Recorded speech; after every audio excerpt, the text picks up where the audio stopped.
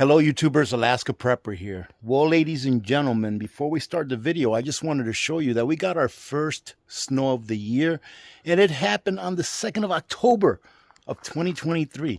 And the reason I'm saying we got the first snow is because you can see there that it's kind of like sticking. All right, so let's go ahead and I'm going to show you what I do to water the chickens every day. I figured out a little system that I think works.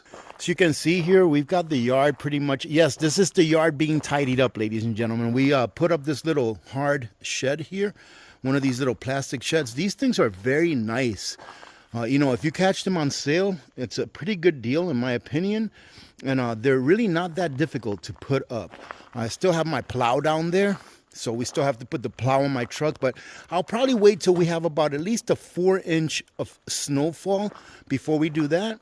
And I also have to go ahead and schedule my truck to get the winter tires on.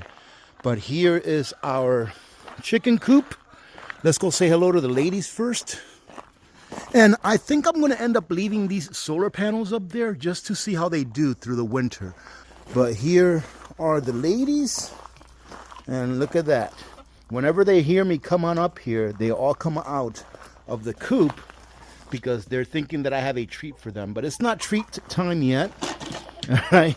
There's Poppy. And I do have this water, I don't know what it's called, water bucket, right? Out here, or a water dispenser out here, but it's empty. I went ahead and got a new one, or made a new one, and it's inside, and I'll show you all what it looks like. And I finally did get a door put on the shed, so that's pretty much tidied up for the winter. And I'm going to end up keeping this tent for this winter until I go ahead and build a lean-to on this shed where I can park my big snowblower under. So let's go ahead and check inside the coop. And who knows? Let's see if we got an egg or two in there. I'm not a financial advisor, but the folks at Genesis Gold Group specialize in helping those who want to diversify their excess wealth by converting their fiat currency retirement plans into a plan that is backed by real money.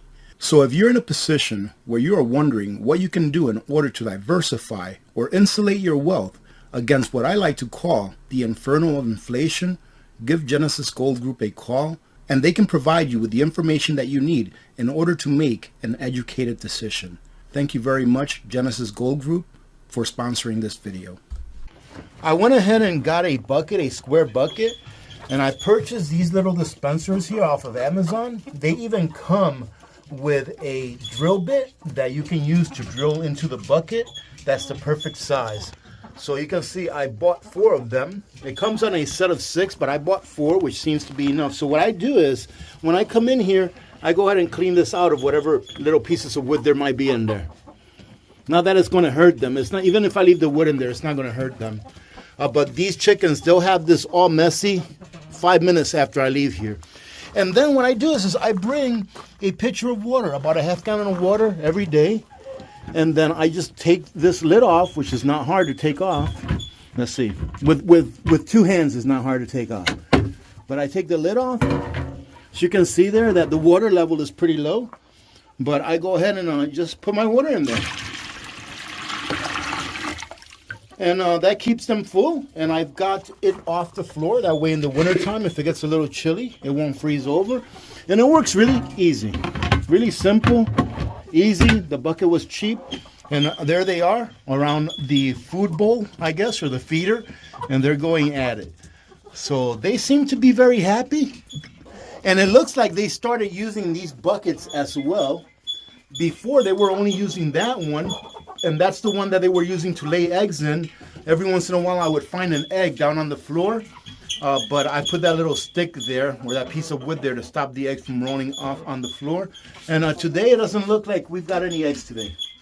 And I'm kind of lucky that Poppy is in a good mood today, because usually by now he would have attacked me a couple of times. So we're going to go ahead and look, you see, there he is. He's coming towards me. He's saying, hey, you've been here long enough. Go on and do what you have to do. All right, go edit a video. And as you can see, everything else is tidied up. I have some gas cans over here that are almost empty. Let me go ahead and show you these guys, these 12-gallon Scepter cans, gas cans. And these are very nice. For those of you that maybe hadn't seen these guys right here take 12 gallons each, and they work very well. And I'm in the process of emptying my third one. I have 4 of them that are full, but I'm in the process of emptying this one and then going to fill them all back up. And the 4th one that I have, I may just leave through the winter. That way I don't have to deal with it with the snow falling already. But here you can see, for those of you that haven't seen, this is what I call my fuel depot. And it's where I keep most of my fuel and things like that. Let me just show it to you. You know what? This is my fuel depot. And what you see in here, this is all gasoline, ladies and gentlemen. This is all gasoline. And I've got some propane canisters in here.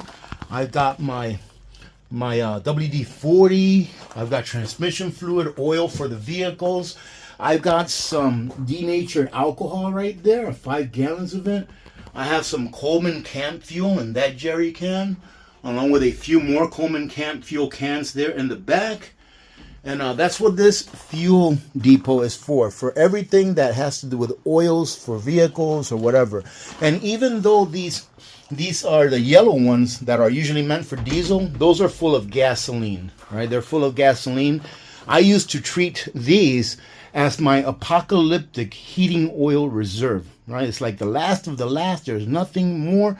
But once I got a really good stockpile of my heating fuel, I went ahead and just converted those to using them just for gasoline. Because right now I've got enough of a stockpile of heating fuel to heat my home for roughly 3 winters. And that I'm comfortable with. It gives me a warm and fuzzy feeling inside, ladies and gentlemen, when I know that I can keep my family warm for 3 winters in a row. That's what preparedness is for. Is so that it will allow you to think during times of crises of, what am I going to do when I run out of A, B, or C? Well, guess what? I'll be able to think for at least 2 winters, if not 3. What am I going to do to heat my home once this heating fuel runs out, or heating oil runs out? That's what preparedness is for. It allows you to maintain your standard of living so that your family doesn't have to suffer. And it allows you to think of, what am I going to do next when I run out of this? Because for those of you that may not understand this, preparedness is not the one-all be-all. You also have to figure, what am I going to do next after my preps run out? So let me go ahead and walk you on into the bunker. And I just wanted to show you what I did with some of these scrap pieces of plastic roofing. See these pieces of plastic roofing? These were the leftovers that I have, these small pieces after I cut the plastic roofing that I used for my greenhouse, which in the winter becomes a storage area, all right? So all of those small pieces that I had after cutting the roof panels, I went ahead and used on my bunker. Let me show you.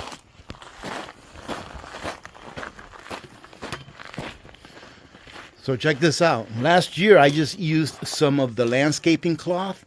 But this year, my wife was like, hey, why don't we just use those extra pieces for this right here? You know, I'm not very big when it comes to how things look, but I think this looks halfway decent.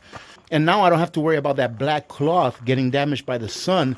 The one on this side was still good, so we left it on there. You can see that there's a black cloth on there, but not on this side.